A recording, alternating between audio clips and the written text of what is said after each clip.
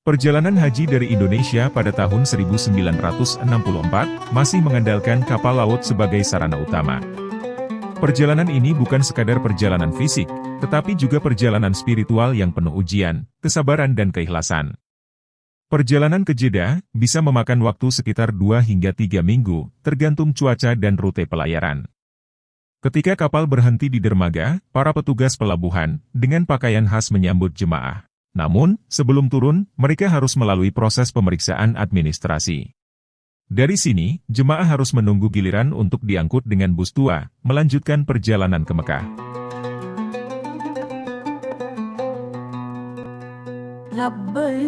Saat jemaah tiba di kota Mekah, mereka disambut dengan suasana kota suci, yang jelas jauh berbeda dibandingkan sekarang.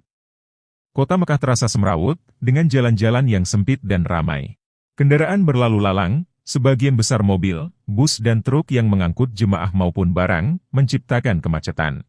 Di sepanjang jalan, pedagang kaki lima menjajakan berbagai barang, kurma, roti, pakaian ihram, hingga barang-barang kebutuhan lainnya. Suasana kota Mekah tahun 64 ini, terasa penuh dengan energi, meskipun tidak ada kemudahan seperti sekarang. Ketegangan di jalanan dan padatnya lalu lintas, bukanlah hambatan bagi jemaah yang penuh semangat untuk beribadah. Keikhlasan dan kebahagiaan mereka begitu terpancar, karena mereka telah sampai di tempat yang selama ini mereka impikan, yaitu tanah suci yang penuh keberkahan.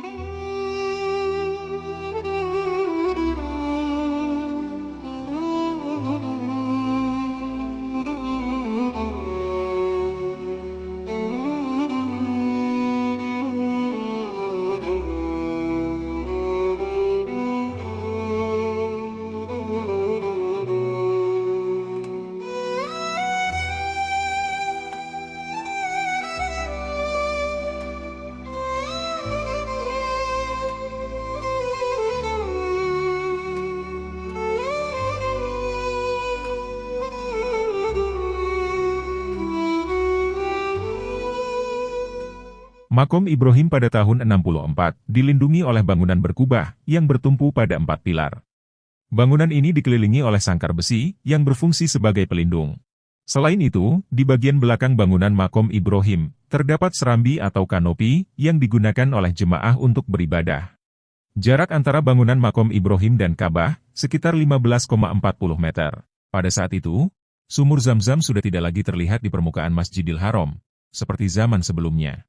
Akses ke sumur berada di ruang bawah tanah yang bisa dicapai melalui tangga.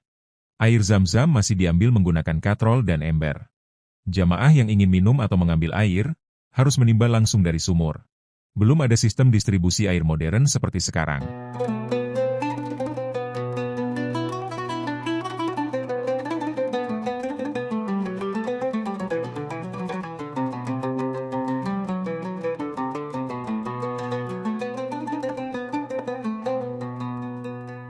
لبيك اللهم لبيك لبيك لا شريك لك لبيك إن الحمد والنعمة لبيك اللهم لبيك لبيك لا شريك لك لبيك إن الحمد والنعمة لك والملك لا شريك لك لبيك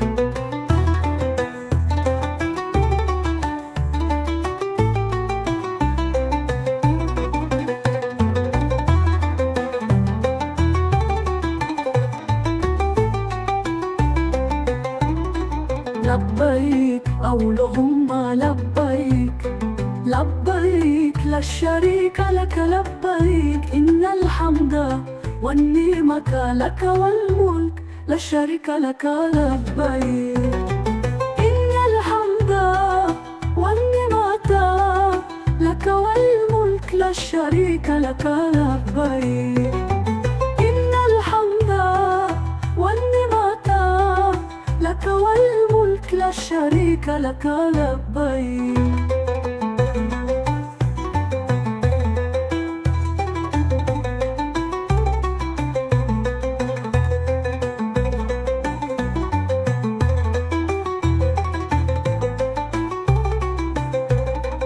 لبيك اللهم لبيك لبيك لا شريك لك لبيك. Bagi mereka yang lanjut usia atau kesulitan berjalan, solusinya dengan ditandu.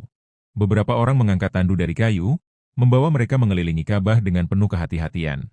Pemandangan ini menjadi bagian tak terpisahkan dari musim haji di era itu. Belum ada jalur tawaf khusus bagi mereka yang tidak mampu berjalan. Innal hamda wan ni'mata laka wal mulk la syarika lak. Lantai jalur sa'i belum dilapisi lantai marmer seperti sekarang. Di sepanjang jalur sa'i, belum ada batasan atau pembagian jalur, jamaah berjalan dan berlari kecil dalam satu jalur yang sama.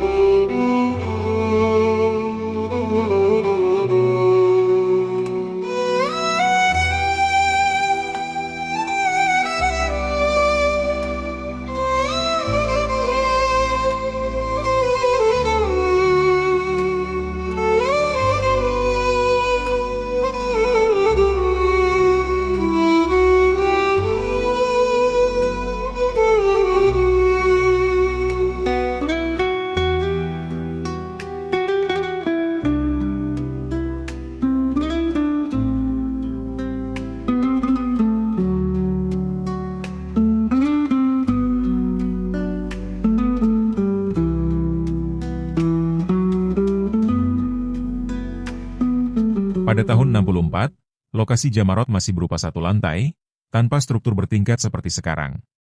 Tempat lempar jumroh hanyalah area terbuka dengan 3 pilar batu yang berdiri di tanah, Jumrah Ula, Wusto dan Akobah. Tidak ada jembatan layang atau jalur khusus, sehingga seluruh jemaah berkumpul di satu area yang sama untuk melempar kerikil.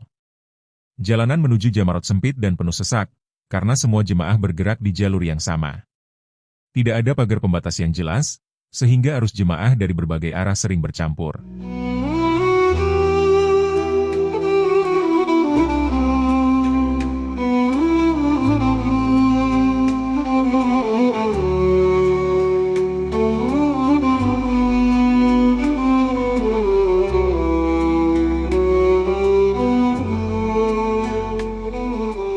Sebelum meninggalkan Mekah, jemaah haji melakukan tawaf wada, sebagai bentuk perpisahan dengan Baitullah. Tawaf ini dilakukan dengan mengelilingi Ka'bah sebanyak 7 kali tanpa sa'i, sebagai penghormatan terakhir sebelum kembali ke negara masing-masing. Setelah itu, jemaah dianjurkan untuk berdoa, dan tidak lagi melakukan aktivitas lain di Mekah, selain persiapan pulang.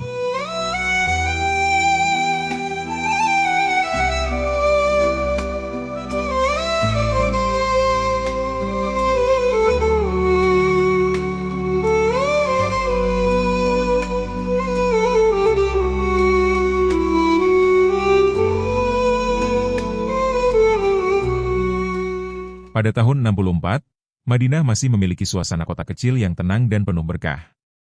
Masjid Nabawi, pusat spiritual umat Islam di kota ini, sudah mengalami beberapa renovasi, tetapi masih jauh dari kemegahan seperti sekarang.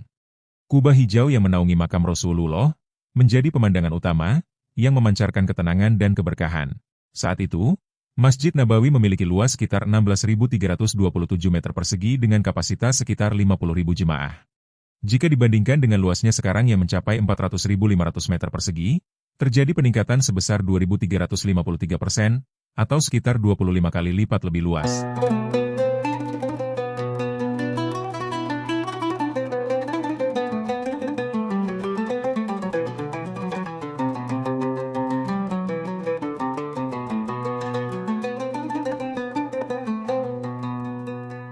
لبيك اللهم لبيك لبيك لا شريك لك لبيك إن الحمد والنعمة لبيك اللهم لبيك لبيك لا شريك لك لبيك إن الحمد والنعمة لك والملك لا شريك لك لبيك.